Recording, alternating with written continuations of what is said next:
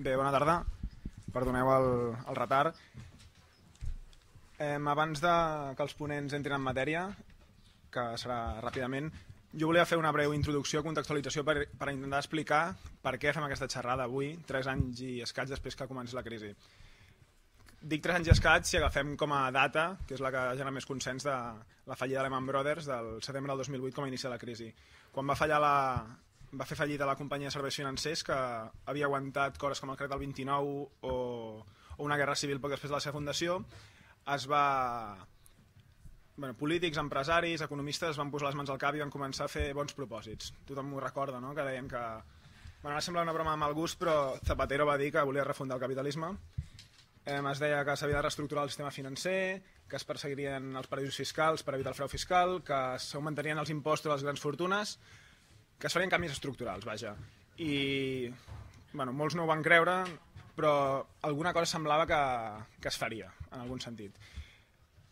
Hi havia un consens bastant generalitzat que banquers, grans empresaris i alguns polítics negligents havien permès una especulació financera i immobiliària que ens havia dut aquí.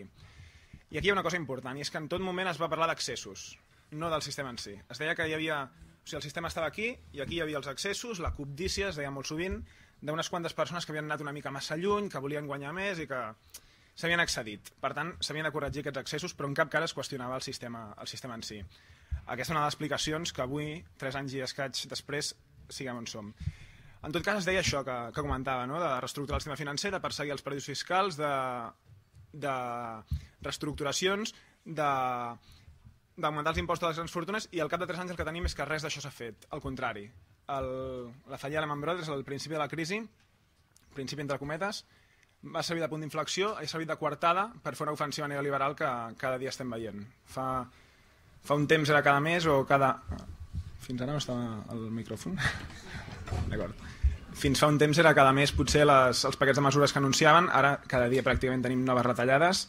Des del maig, va ser la primera del 2010, em sembla que el govern del Zapatero va començar amb els plans d'ajust que li van dictar des del Fons Monetari Internacional, i des de llavors, doncs, tot i que era una crisi del sistema financer, reformes del mercat laboral, cada cop més poders pels empresaris, vaja. Coses que no ens haurien d'estranyar si ho digués el Sala Martín, com diuen a les tertúlies del matí, però és una victòria que han aconseguit, és que no només ho diu el Sala Martín, no només ho diu el president de la COE, sinó que la gent treballadora, suposo que us ha passat i és una cosa que a mi és la que més em preocupa, gent treballadora que fa 40 i 45 i 50 anys et diu és que hem viscut per sobre les nostres possibilitats, hem estirat més el braç que la màniga i clar, ens hem d'apretar el cinturó. Ens han guanyat en això, no? I el motiu de la xerrada és bastant combatre aquesta idea generalitzada de que les retallades són necessàries.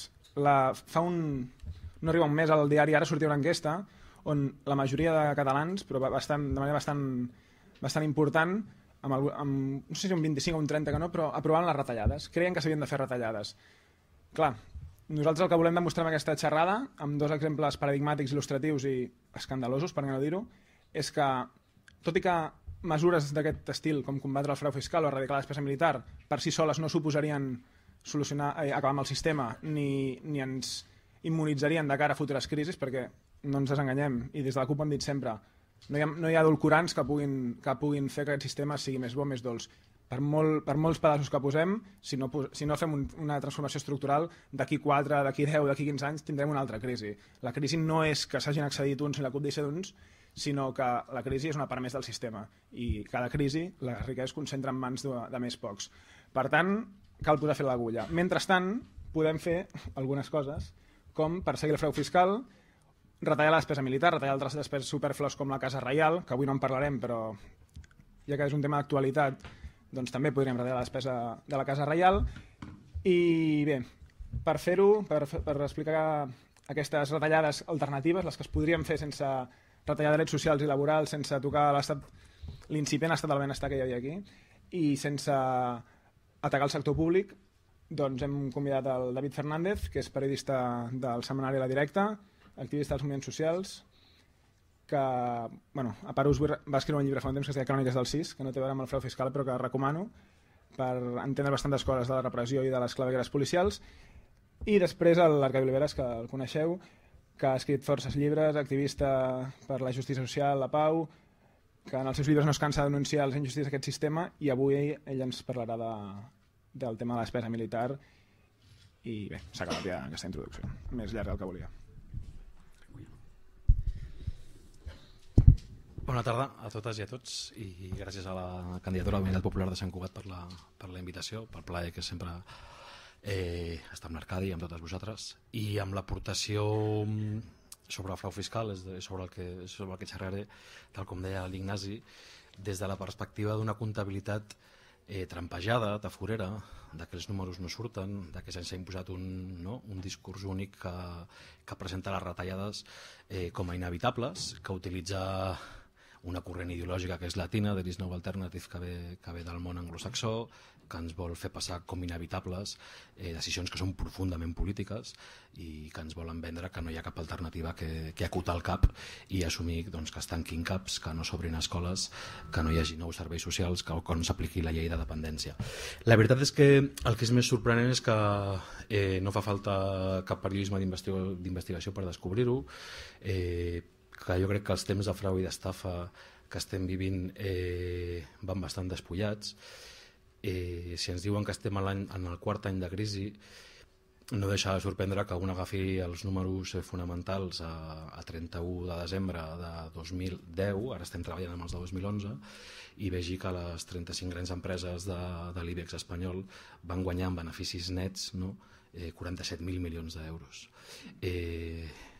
No deixa d'estranyar que d'aquests dividends la borsa en repartís 23.000 milions d'euros als seus accionistes, però no deixa tampoc de sorprendre que quan parlem d'una crisi que és dels bancs i que s'estem rescatant en el quart any de crisi, si agafem la crisi, com deia l'Ignasi, des de la fallida de Lehman Brothers a la tardor del 2007, la banca espanyola fins a dia d'avui ha guanyat 75.000 milions d'euros nets. Ha guanyat molts més perquè està fent provisions per dotacions pel tema d'impagaments, de morositat d'hipoteques, etc.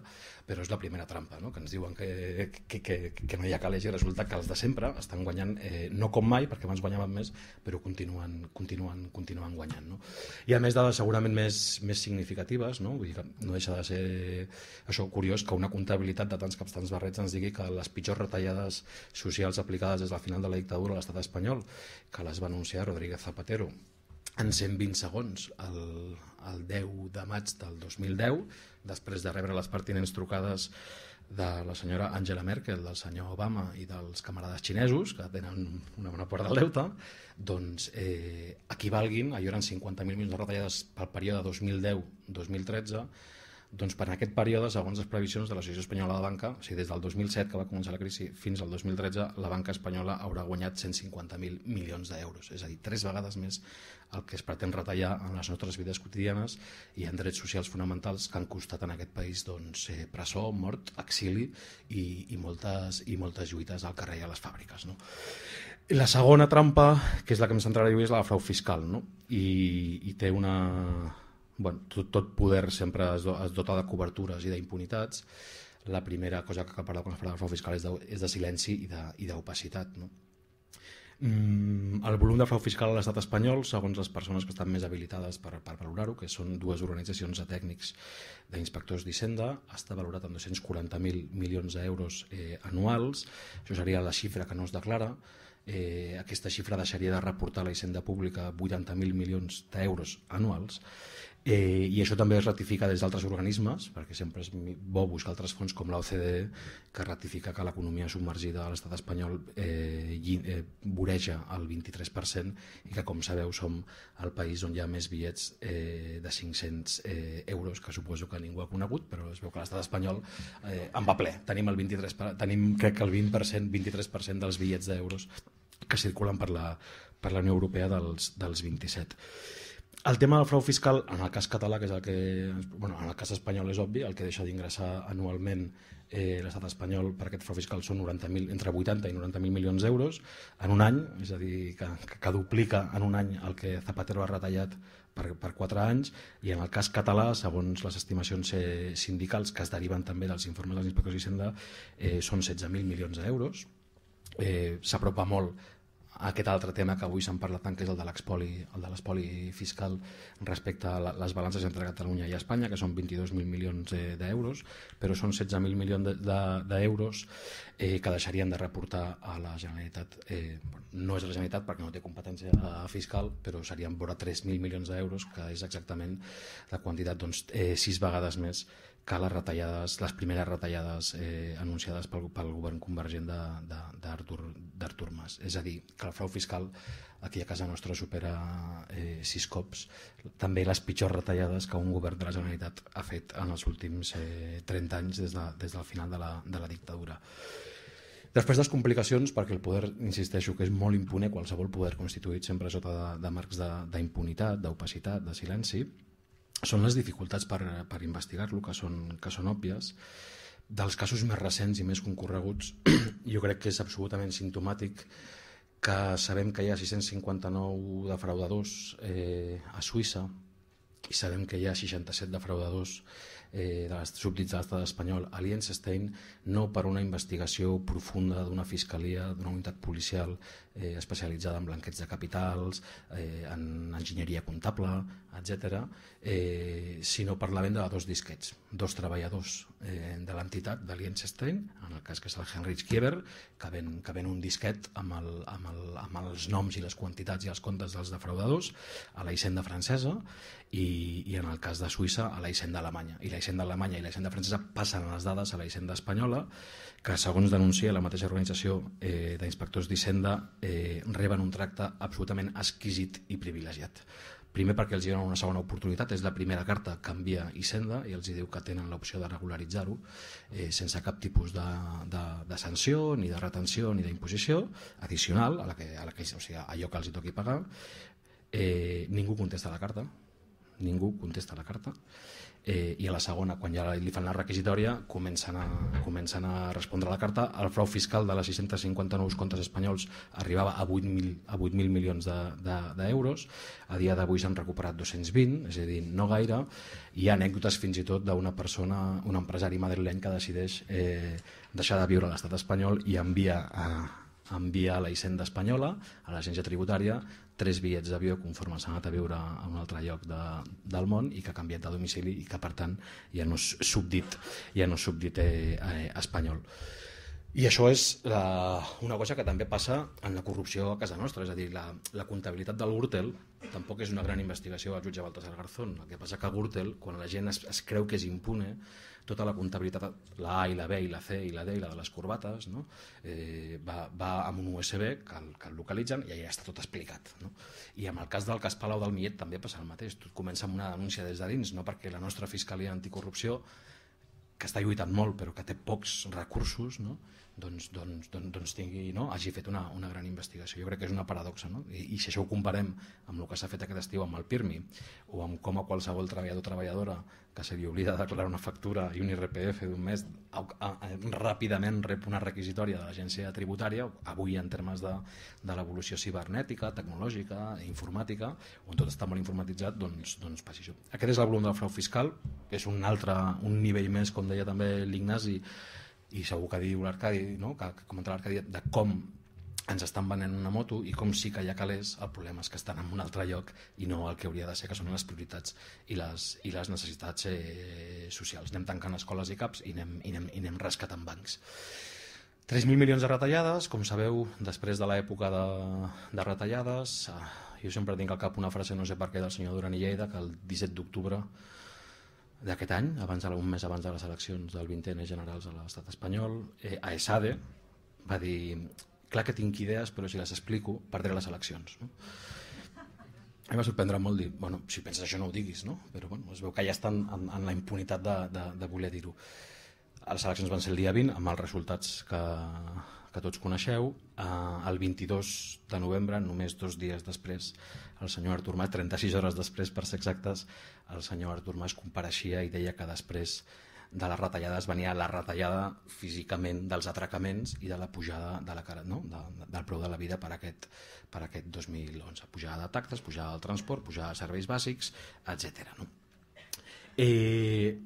Una estimació de pujada del preu de la vida, no? Que s'estimava que reportaria 1.000 milions d'euros més a la Generalitat. No? El mateix dia, pràcticament una mica abans, a les 12 del migdia, agents de la Guàrdia Civil entraven a la CAM, a la Caixa Valenciana, quedava intervinguda, de la Guàrdia Civil, no, perdó, tècnics del Ministeri d'Hisenda, quedava intervinguda i se li injectaven 3.000 milions d'euros a la Caixa. És a dir, mentre ens deuen que hem de pagar 1.000 milions d'euros més, els altres en 5 minuts els injectaven 3.000 milions d'euros, al marge, no entro en aquest, que podem parlar si voleu després, dels sous que tenen i dels plans de pensions que tenen. Però en tot cas el frau fiscal és un tabú que es parla, que existeix a casa nostra, que se'n parla poc i que té una dimensió que podria molt absolutament resoldre els severíssims problemes que tenim a casa nostra, amb 1,3 milions de pobres, amb 50.000 desnonaments des que va començar la crisi i amb més de 600.000 aturats. No? I és una qüestió purament de voluntat política, no de que hi hagi alternatives o no, que és el que diu sempre l'Oriol Pujol i el Mas Colell, no hi ha alternativa, és l'únic que es pot fer, etc. No? I després hi ha els noms, per suposat, no? És a dir, del poc que s'ha sabut del frau fiscal, jo crec que la paradoxa metafòrica, que és com la història del rei Nu, és a propòsit del nostre president actual, que és l'Artur Mas, que com sabeu governa Catalunya amb un timó que li va regalar el seu pare. Doncs a la llista de Liechtenstein, un dels que surt com a evasor fiscal amb 2 comptes, que un de 800.000 euros i l'altre de 700.000, és un senyor que es diu Artur Mas Bernet, que és el pare de l'Artur Mas. No? Ha sortit molt poc a la premsa, perquè som així, som un país poruc on el periodisme també es deu a l'obediència al poder, però hi ha més coses i més simptomàtiques, no? Que aquell compte estava obert el 2002 i que el beneficiari en aquells moments, un dels beneficiaris es deia Artur Mas Gavarró, que és l'actual president de la Generalitat de Catalunya, i que en aquells moments aquell senyor que es diu Artur Mas Gavarró el 2002 era el conseller d'Economia i Finances de la Generalitat, era beneficiari d'un compte evadit a Liechtenstein. No? I a més, sabeu que hi ha altres comptes com l'Emilio Botín, que té 2.000 milions d'euros també a Suïssa. Això s'ha descobert també en el primer cas dels 659 evasors. Hi ha gent com Alejandro Sanz, hi ha jugadors del Barça, els comitès d'empresa, perquè això s'ha intentat saber i us asseguro que fa molts anys que en el món del periodisme no costa tant, o sigui, no hi ha tantes dificultats per accedir a un llistat com saber quins són els 659 evasors, no? Que no estan complint les seves obligacions fiscals amb l'Estat i amb la societat de retruc, per suposat, i que és la gent que més té i que més acumula. Després tenim també catalans de prestigi sobtadament que canvien de nacionalitat. Tots sabeu que Montserrat Cavaller, que l'altre dia l'homenatge, és fiscalment andorrana, que Luis Enrique és suís, que Àlex Cribiller és moneguès, vull dir, hi ha una, no? Que Demetrio Carceller, que és l'amo i senyor de Cerveses Dam, doncs malauradament acaba de guanyar un judici perquè la Hisenda espanyola l'acusava d'evadir 500 milions d'euros de forma continuada els últims anys, perquè aquest senyor va decidir marxar a Portugal, on la fiscalitat a les rendes altes és la meitat que l'espanyola, i per tant, si guanyava molts milions, en comptes de pagar un 43%, pagava un 23% allà, però la Hisenda espanyola va demostrar que per tenir una doble nacionalitat fiscal has de viure com a mínim 180 dies a cada lloc. Van fer una investigació, aquest senyor, òbviament, a Portugal hi haurà anat 2 cops de setmana, a passar un cap de setmana, però ha guanyat el judici. I per tant els 500 milions d'euros defraudats se'ls queda aquest senyor. Hi ha més noms, vull dir que sí, com, no sé, arquitectes de prestigi, directors d'editorials com el Ricardo Arribas de RBA, i la gent del Ministeri deia està tothom que ha d'estar, vull dir, i per això es va instal·lar el pànic dins de l'elit política i econòmica d'aquest país. Clar que també tenim, i això ho diré poc perquè l'Arcadi ho explica molt millor que jo, també tenim paradisos fiscals a dins, no? que són les SICAP, no? On per cert avui aquest matí ens hem enterat a la redacció que un dels qui té el patrimoni posat allà és un senyor que es diu Juan Carlos de Borbón i Borbón. Vull dir que no, és interessant saber que aquest senyor no se'n va a Suïssa sinó que se'n va a la SICAP, que és uns comptes d'inversió que són absolutament rentables i rendibles, no? I aquest és el drama del frau fiscal. I després hi ha un altre problema amb la corrupció i amb el frau, que és un drama. Jo no conec cap corrupte que estigui a la presó, no conec, perquè quan algú que té poder és enxampat, com en el seu moment Félix Millet, que no és que surti i entri per una porta i surti per una altra, és que surt i entra per la mateixa, i a més a la ciutat de la justícia li posen una mena de catifeta perquè arribi fins a declarar, no? Però és també la impunitat, no? Jo crec que l'últim cas més evident és el del cas Hisenda, el cas Hisenda, el fiscal, l'Emilio Ullat, el fiscal de la Fiscalia Anticorrupció, va qualificar aquella trama com una trama de cobdícia i brutícia, és a dir, un frau fiscal continuat que sordia entre una conxorxa entre empresaris i el director de la Hisenda espanyola a Catalunya. Els han condemnat a 13 anys de presó, el José Luis Núñez, també un altre personatge de les nissagues de poder de casa nostra, el Juan José Folchi, que és advocat, i l'Huguet, que era el director, i estan tots al carrer. És molt difícil que entrin a la presó coneixent com funciona la presó, on només hi ha pobres i algun dissident, no? Però fa mal també, no? Fa mal, i també veurem com totes les trames de poder i de corrupció que hi ha hagut, que al final no es paguen ni es paguen les quantitats abonades. Ja veurem quan paga Millet, no? Millet va dir que sí, aquella carta famosa, si us en recordeu, que havia malgastat 2 milions d'euros, segons la Fiscalia Anticorrupció ja són 36 milions d'euros, no? I ja veurem si els torna o no, però és l'altra cara, és el frau fiscal també, quan parlem de desigualtat a l'hora de pressupostària, de que rescatem bancs per tancar hospitals, doncs també és veritat que fem presons per tancar persones pobres, no? Que han estat expulsades del circuit de la vida digna, i copiant un cop més de l'Arcadi, doncs la sensació que estem governant, no la sensació, que estem governant per delinqüents, vull dir, per delinqüents d'alta volada, i qui no ho vegi així, jo recordaria que avui als Països Catalans el senyor Camps seu a una banqueta dels acusats, segurament no pel més greu que ha fet, això passa com amb el Capone, que el van enxampar per no pagar els impostos d'una bugaderia, però bueno, està per unes corbates, i el senyor Matas, no?, està a una banqueta dels acusats. I alguns d'aquesta caixa també haurien d'estar, que a casa nostra segurament tindrien moltes raons, no? Avui ha dimitit el Josep Prat, no?, l'actual director de l'Institut Català de Salut, perquè la CUP ha denunciat que tenia càrrecs en una empresa privada que té contractes públics amb la sanitat pública. És a dir, jo no sé on està l'oficina antifrau de la Generalitat ni qui gestiona les incompatibilitats, però estem en aquell negoci de portes giratòries on el mateix poder es blinda a si mateix, i jo crec que el frau fiscal és obvi, vull dir que una bona persecució del frau fiscal. Per cert, que la Unió Europea diu que és que l'estat espanyol és qui menys inverteix en mecanismes per combatre el frau fiscal. Doncs amb la fiscalitat actual, només si es combatés el frau fiscal, doncs no caldrien ni les retallades anunciades per Zapatero, ni les que ha anunciat avui Rajoy també de 40.000 milions d'euros, ni les anunciades pel senyor Artur. Però és un tema del que no se'n parla, perquè la lògica política dominant és la que és, i diu que la crisi dels de dalt, provocada pels de dalt, l'han de pagar els de baix. I jo encara diria una cosa més quan l'Ignasi parlava, i amb això acabo, quan l'Ignasi parlava de que hem viscut per sobre les nostres possibilitats. Jo no només és que el frau fiscal es persegueixi, es combati, s'arribi fins al final de fer posar molts policies als metros per la gent que no paga el bitllet de metro, etc., sinó que es combati aquells que estan amb delictes d'alta volada, sinó també diria que ens tornin al robat. És a dir, ara que es parla d'un cicle financer econòmic, jo vull parlar amb les immobiliàries, amb les agències especuladores, amb qui segons l'FMI ha especulat amb el preu de la vivenda per sobre del 40% del seu preu, i això és un delicte que es diu alteració del preu de les coses, i jo vull que ens tornin al robat. I si la gent que s'ha fet rica en aquest període de crisi, que no són els treballadors i les treballadores, ni molt menys, ens tornin al robat durant un cicle de tsunami immobiliari, ja veurem si no hi ha, no només calés per fer hospitals, per aplicar la llei de dependència, per fer més escoles, sinó per combatre un món, perquè la crisi no és nostra, no ens podem tancar a casa, sinó que és mundial. En aquest món cada dia moren 80.000 persones de fam cada dia. Tenim un món on 365 persones tenen la mateixa riquesa que la meitat de la humanitat, sinó que també podríem ajudar a combatre a les dues ribes de la Mediterrània, doncs, la desigualtat i la pobresa, no? I això és la crònica maldada del frau fiscal a casa nostra.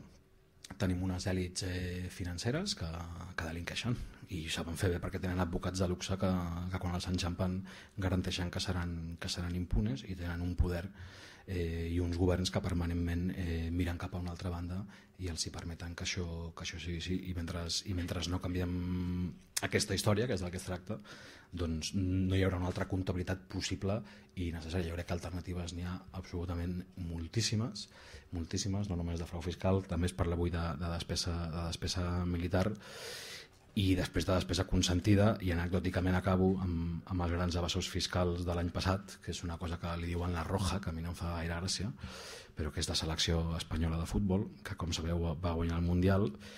amb els sobresous i supersous que tenen, la Direcció General d'Esports, el senyor, no me'n recordo el nom, Livensky, va tenir, no sé per què, la bona idea de donar una prima a cada jugador de 600.000 euros, que són 100 milions de les antigues pessetes, que segurament ningú dels que tots junts aquí les guanyarem doncs, en 50 o 60 anys de treball, no? I ni així.